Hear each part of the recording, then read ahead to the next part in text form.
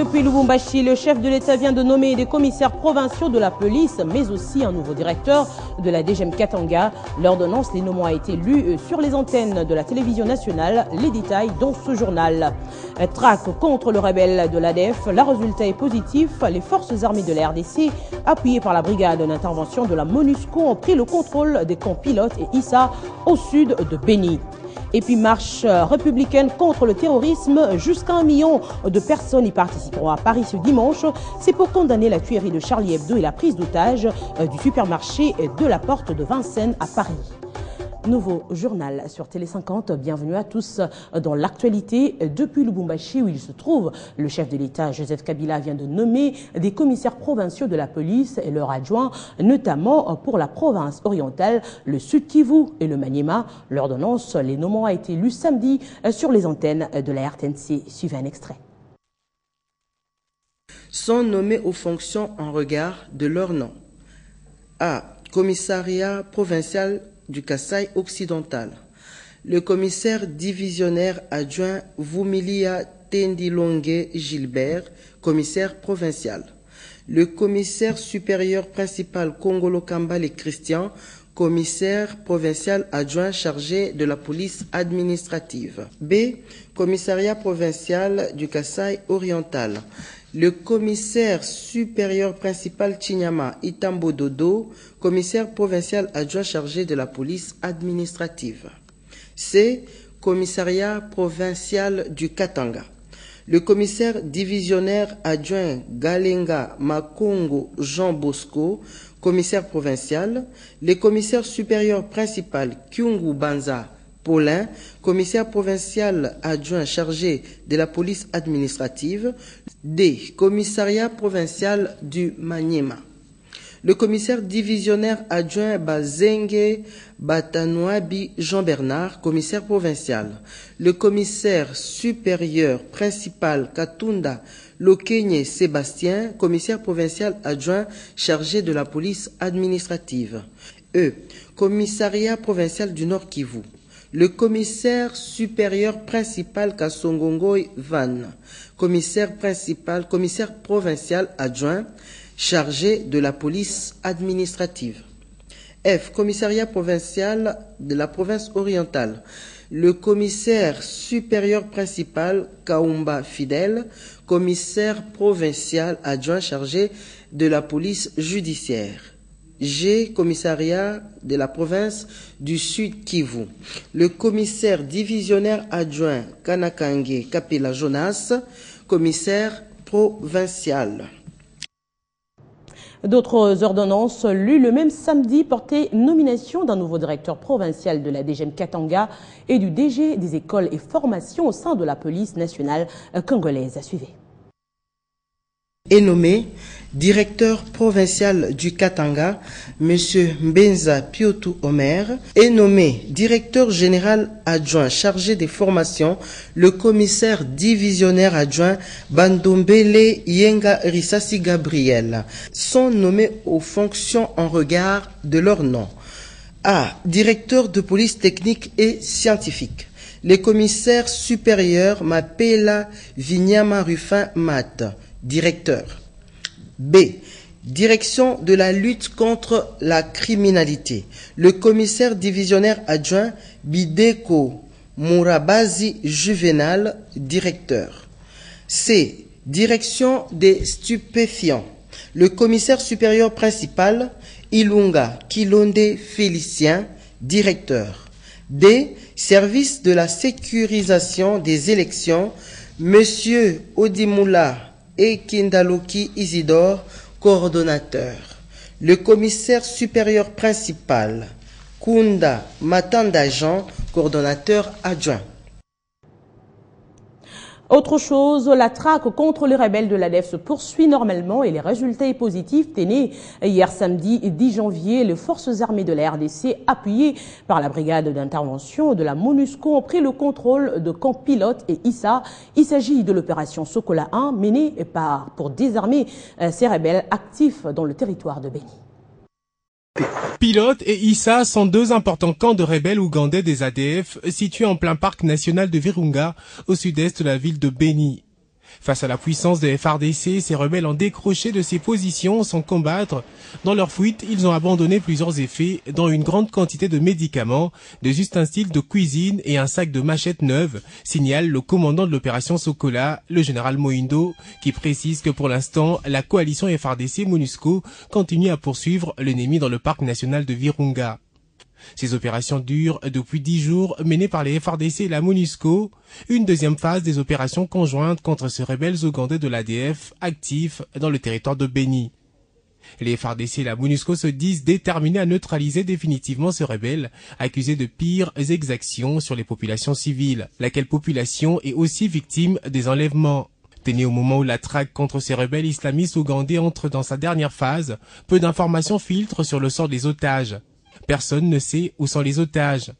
En effet, depuis le début de l'opération Sokola 1 contre les ADF, un chiffre repris à son compte par le gouvernement revient avec insistance. Il serait 600 otages entre les mains de ces insurgés islamistes ougandais. Mais pour la société civile locale, l'estimation officielle serait en deçà de la réalité. Nous venons d'initier une campagne de sensibilisation de la population pour accompagner ces opérations.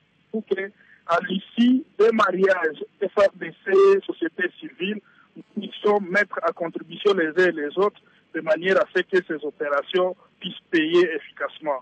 Effectivement, dans les cas des grandes attentes, c'est de revoir ces otages qui sont encore entre les mains de ces ADF-NAVI. En juin 2010 et décembre 2013, la société civile locale aurait documenté 894 camps d'enlèvement dans le territoire de Beni, principalement dans le secteur de Benimbao et de Ruwenzori, mais aussi dans la chefferie de Watalinga.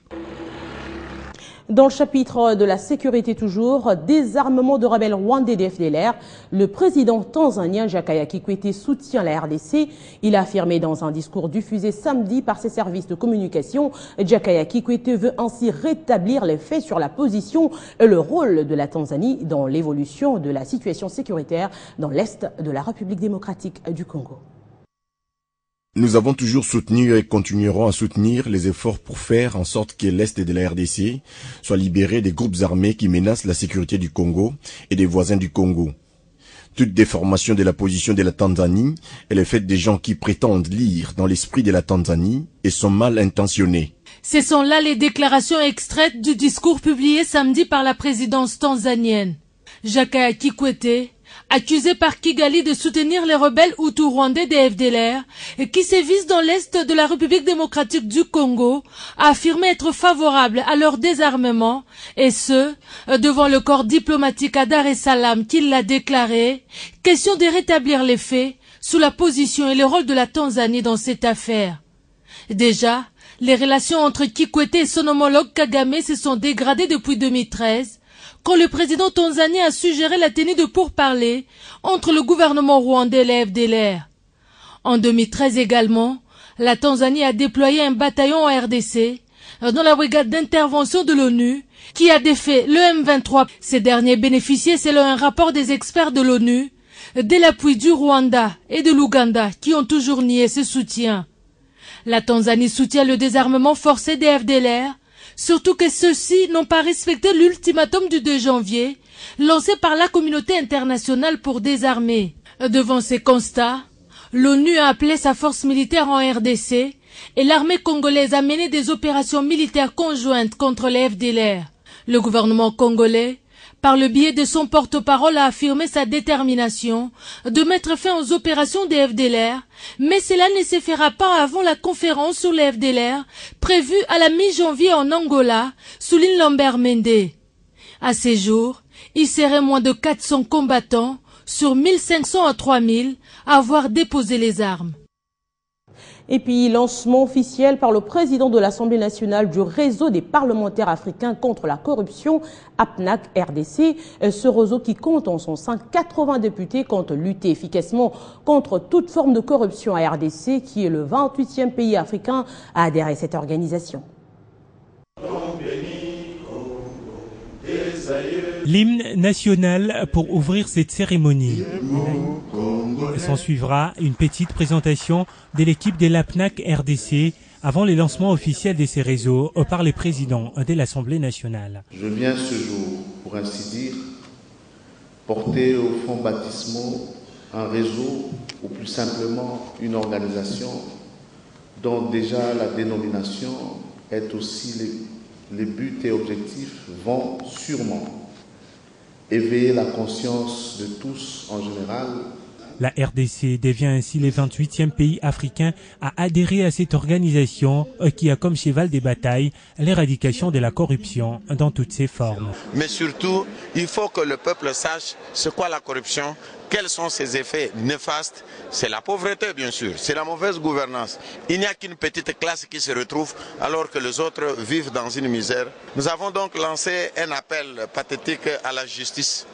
Et nous avons dit qu'il n'y a pas de bonne gouvernance sans les sanctions. Or, les sanctions ne peuvent être que du côté de la justice. Et nous avons donc invité la justice à nous accompagner dans tout ce que nous aurons à entreprendre. Lutter contre la corruption, une mission difficile mais pas impossible. Et la PNAC vise la consolidation de l'engagement et le renforcement des capacités des parlementaires africains pour y arriver.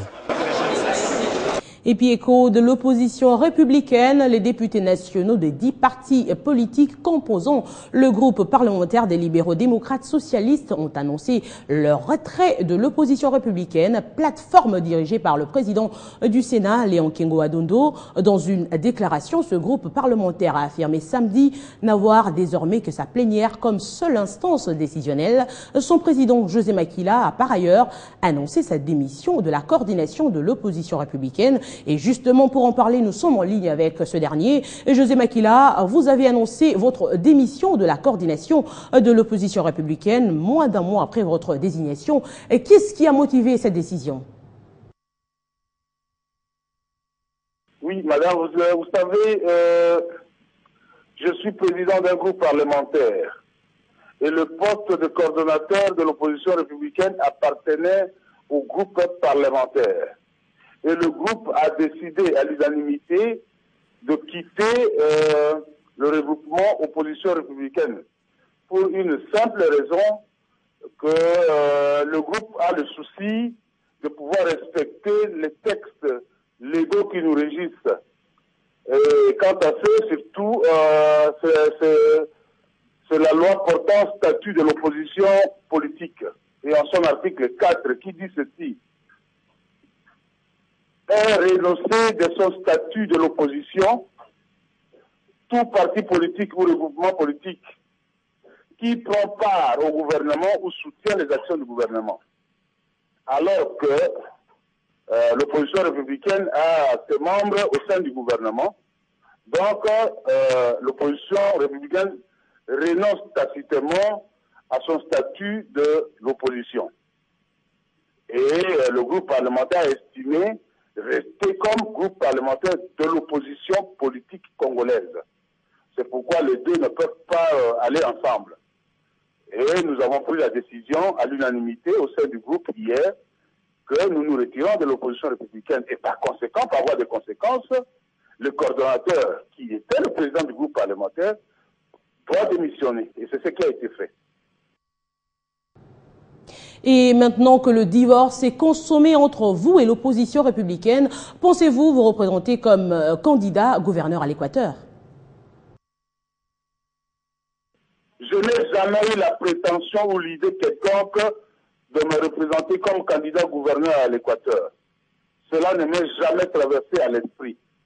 Et je n'en ai pas envie non plus. Merci José Makila pour toutes ces précisions. Je rappelle que vous êtes député national et président du parti politique ATD. Plus loin de la République démocratique du Congo, la Sierra Leone est un pays qui a désormais le moyen de juguler l'épidémie d'Ebola, estimation faite par le nouveau chef de la mission de l'ONU pour la lutte contre cette maladie. Ismail Ould Cheikh Ahmad est un haut responsable de l'Organisation mondiale de la santé. C'était au cours de leur première visite dans les 3 pays principalement touchés.